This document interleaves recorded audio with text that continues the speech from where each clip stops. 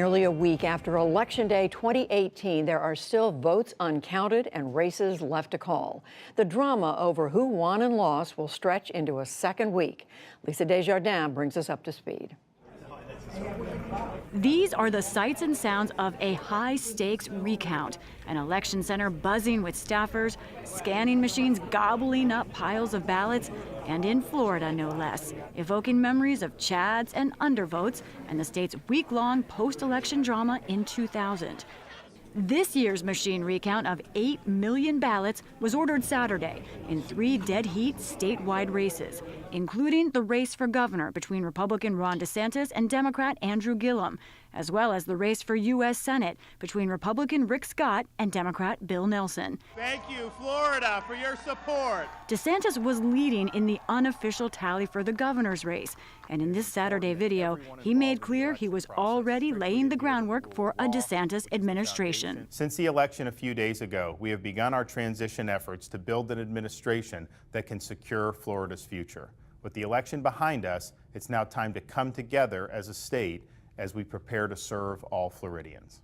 But that same day, Gillum, who had conceded on election night, said he's taking it back. Let me say clearly, I am replacing my words of concession with an uncompromised and unapologetic call that we count every single vote.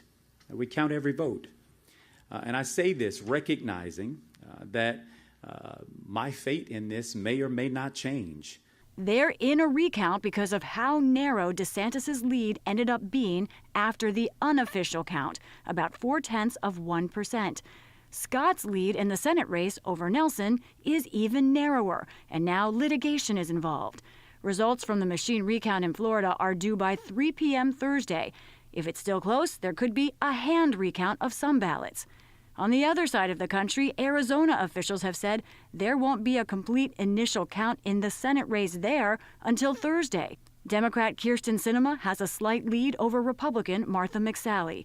And in Georgia, Republican Brian Kemp is still in position to avoid a runoff for governor against Democrat Stacey Abrams. The deadline for counties to certify there is 5 p.m. tomorrow. In our Georgia, but Abrams filed a lawsuit Sunday asking to extend that deadline, arguing not all potential votes have been vetted and counted.